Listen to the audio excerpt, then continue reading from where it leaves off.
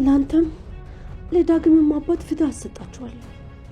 ረጅም ዓመት የእናንተን የፈሰሰ ደም ለማስመለስ በጣም ጠብቄያለሁ። አሁን ጊዜው ደርሷል። በኃይሉ ይባላል። የልብ ጓደኛው ነው። እንደ ስማቸው ሁሉ ነገራቸው ሞክሼ ነበረ። ድርጅቱንም አንድ ላይ ነበር የከፈቱት። በጣም የሚዋደዱና የማይለያዩ የልብ ጓደኛው ነበረ። ከዛ ግን በአንዳንድ ምክንያት መጣላት ጀመሩ። በምን ምክንያት? በኃይሉ በድብቅ ድርጅት ውስጥ ህገወጥ ስራ መስራት ጀመረ እና ባለቤት ይህን ጉዳይ ደርስበትና ለጓደኛው ሄዶ ሁሉን ነገር ይነግረዋል። የበኃይሉ ጓደኛ በጣም የተባረከች ሚስት ነበረችው። በእሷ ተጽዕኖ የበኃይሉ ህገወጥ ስራ መቆም እንዳለበት ይወስናሉ።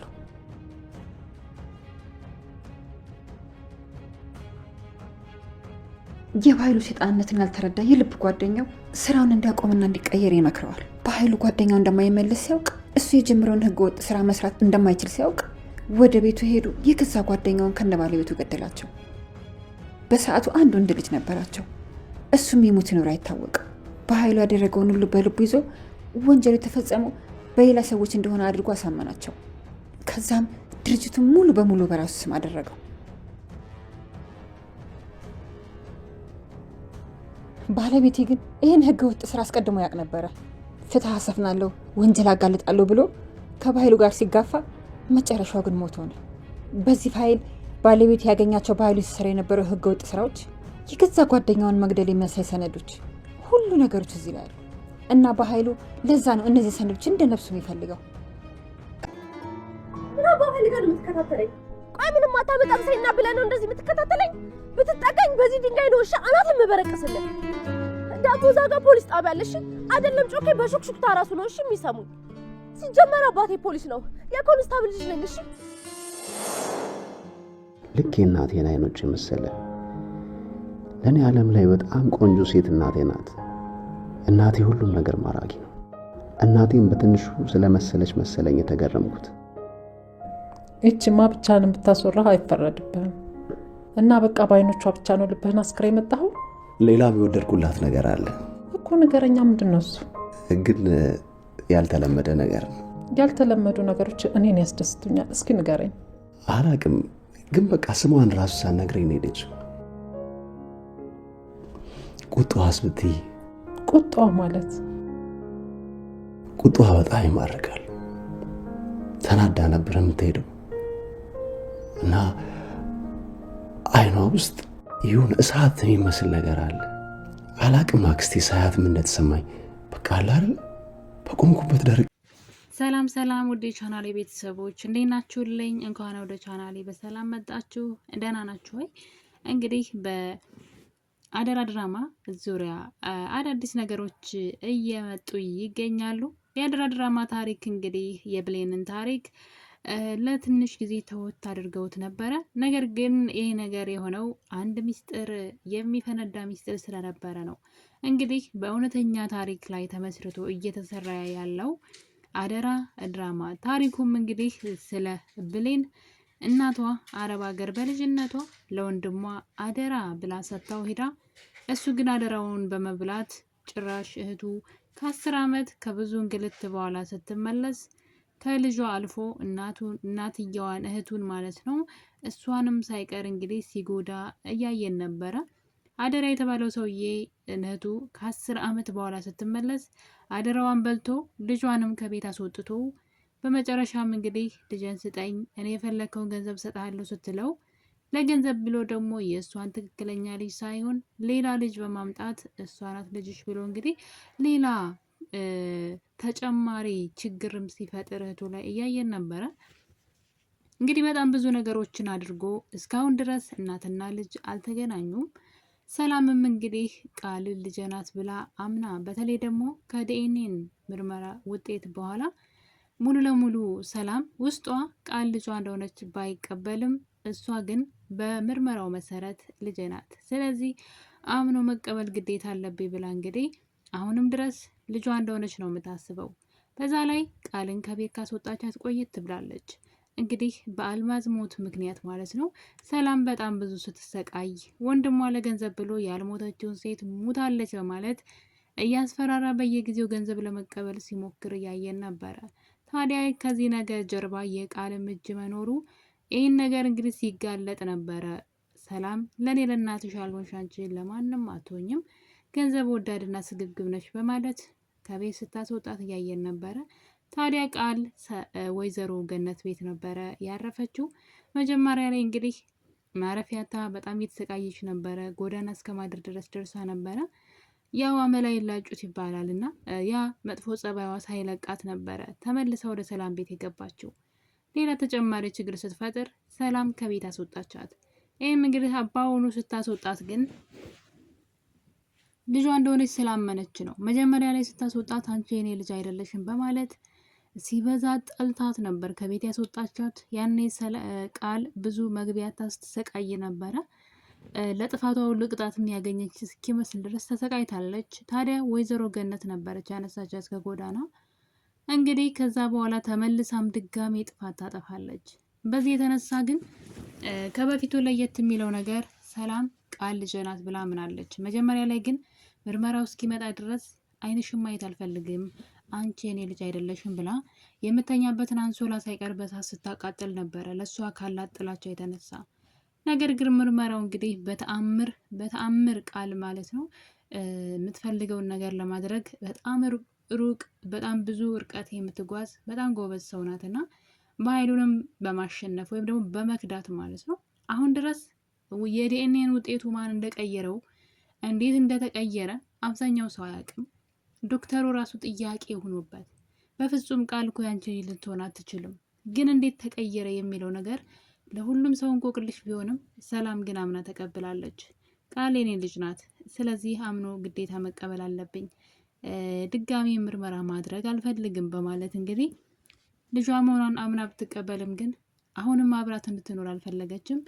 ወደ ወይዘሮ ገነት ቤት እንግዲህ እስኪ ህይወትን ትማር፣ መልካምነትን ትማር፣ ትስተካከልና ትመለሳለች በማለት ለወይዘሮ ገነት ሰጥታታለች። ወይዘሮ ገነትም እንግዲህ በጣም ብዙ ነገር ታግሳለች፣ ቃልን ወደ መልካም ምግባር ለመመለስ ማለት ነው። እንደምታውቁት ቃል በጣም ገንዘብ ወዳድ እና ደግሞ የምትፈልገውን ነገር ለማግኘት ጥግ ድረስ የምትሄድ ጎበዝ የበኃይሉ ልጅ በሏት። በቃ ብዙ ነገሯ እሱን ነው እንትን የምታስታውሰኝና ታዲያ ወይዘሮ ገነት ይችን ልጅ በግድም በውድም ብላ እንግዲህ መስመር ያስያዘቻት ይመስለኛል። ቃል በሚገርም ሁኔታ አሁን ላይ ሙሉ ለሙሉ ተቀይራለች ባንልም ግን በጣም ብዙ ተስፋ አላት ማለት ነው። መጥፎ ሆኖ ግን ከሞትኩ ሰርዶ አይብቀል የሚል አስተሳሰብ ይዛ በክፋቷ አልቀጠለችም። አሁን ላይ ቃል ሙሉ ለሙሉ ለመቀየር እየሞከረች ያለች ይመስለኛል። ታዲያ እንግዲህ ቃል ወይዘሮ ገነት ቤት ከሄደች በኋላ በጣም ብዙ መልካም ነገሮችን ስታደርግ እያየን ነው። እሷም እየተቀየረች ነው። ታዲያ በባለፈው ክፍል ላይ ካያችሁ የወይዘሮ ገነትን ጎረቤት አቶ በኃይሉ ካገተበት ቦታ ገነትና ቃል ከታገተችበት ቦታ አስመልጠዋታል። በኃይሉ ያገተበት ቦታ ሲሄድ ያጣታል። ተናዶ መንገድ ላይ እንግዲህ ሲሄድ ቃልን ያገኛትና ለማስፈራራት ፈልጎ ነበረ። ነገር ግን ቃል ለሱ በጣም አስፈላጊ ልጅ እንደሆነች ገባው። ለዛም እንግዲህ ወደ ሰላም ቤት ተመልሰሽ እንድትገቢ እረዳሻለሁ፣ ሰላም ቤት ትገቢያለሽ፣ እዛ እንደፈለገሽ እንደላቀሽ ትኖሪያለሽ፣ አንቺም ደግሞ ለእኔ በተቃራኒው የምፈልገውን ታደርጊያለሽ በማለት ለቃል ወደ ሰላም ቤት እንደሚያስመልሳት በሆነ ምክንያት እየነገራት ነበረ። ቃልም እንግዲህ ይህን ነገር ስትሰማ በውስጡ የሆነ ነገር እያለች ነበር። አንዴ የሰላም ቤት እግሬ እርገጥ እንጂ ሰላም ቤት የምገባው እንደ ድሮ ገንዘብ ፍለጋ ወይም ሌላ ነገር ልጅ ነኝ ለማለት ሳይሆን ትክክለኛ ልጇ ብሌን እንደሆነች ልነግራት ነው ቤቷ የምገባው በማለት እንግዲህ ለራሷ ቃል ገብታለች። ያ ማለት እየተቀየረች ነው። ራሱ ወዳድነቷን ትታ ትክክለኛውን ነገር አድርጋ ትላንትና ከተሰራችው ስህተቷ ተምራ ለነገዋ እንግዲህ በሰላምም በሌሎችም ሰዎች ዘንድ ከበኃይሉ የተሻለ የይቅርታ ልብ እንደምታገኝ ግልጽ ነው።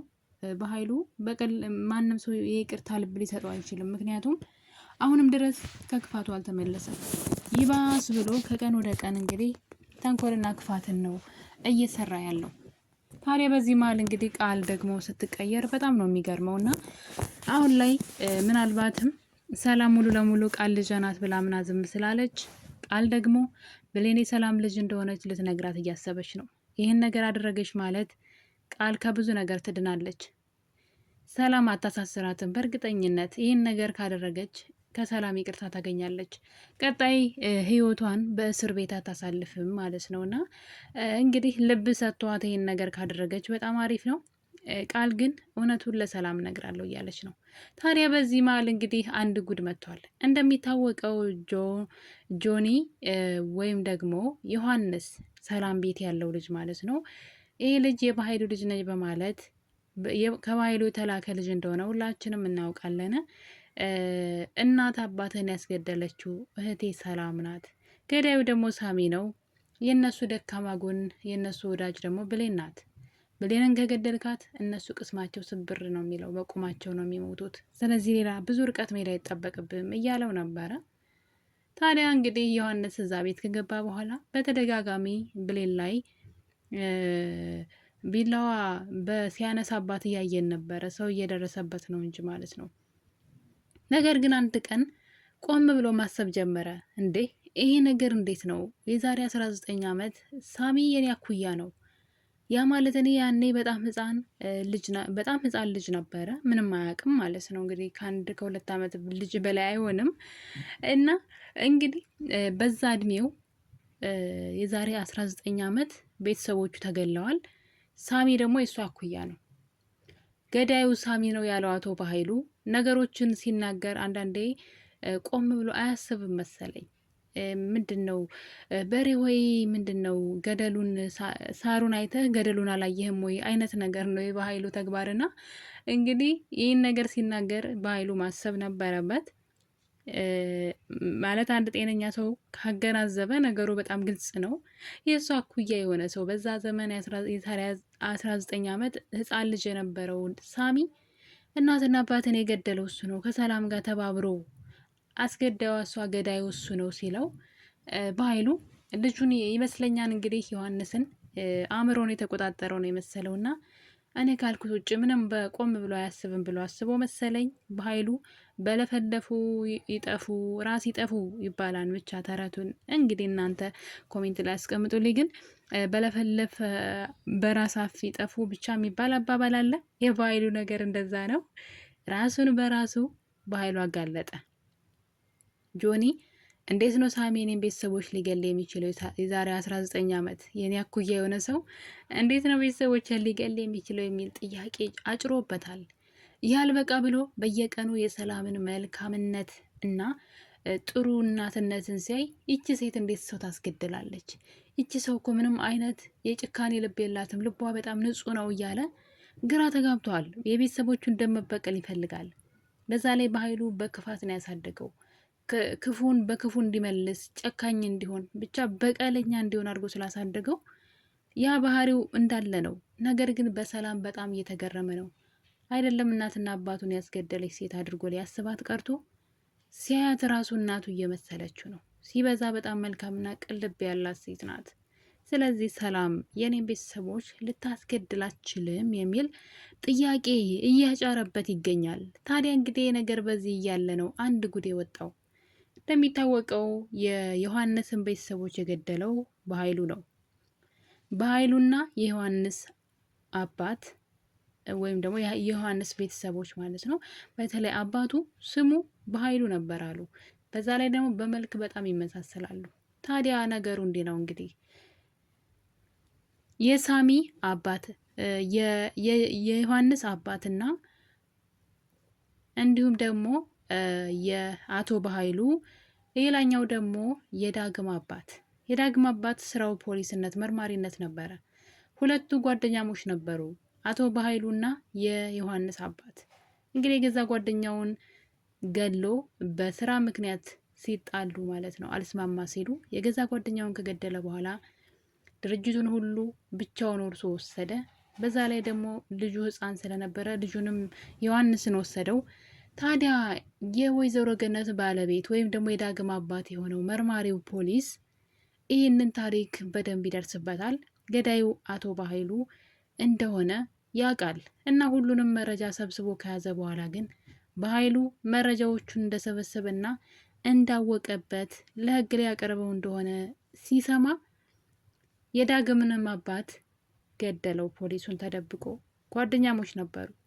ታዲያ ግን የዳግም አባት ከመሞቱ በፊት እንግዲህ ለባለቤቱ ይህንን ፋይል ሰጥቶት ነበረ።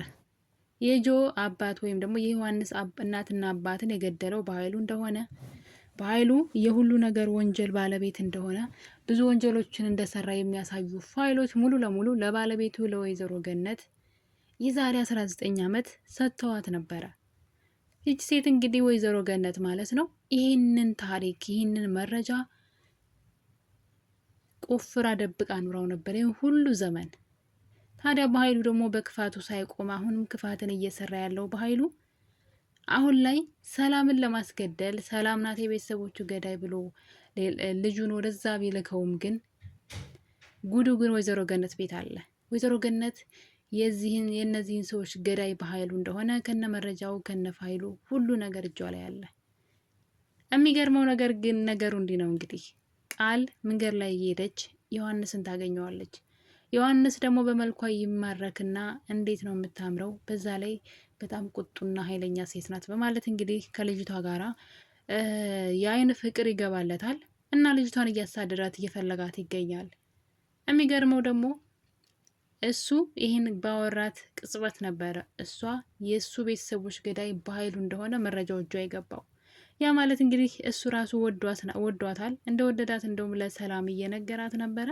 ምኗን የወደድክላት ስትለው ቁጣዋ፣ ኮስታራነቷ፣ አይኗ ብቻ ብዙ ነገሯ እያለ ስለ ልጅቷ እየነገራት ነበር ለሰላም። አስባችሁታል? አሁን ላይ የእሱ ቤተሰቦች ገዳይ መረጃ ደግሞ እሷ እጅ ላይ ገብቷል። እና ይህ ነገር እንግዲህ ለእሱ በጣም ትልቅ መልካም ዜና ወይ ደግሞ መልካም አጋጣሚ የሆነለት ይመስለኛል።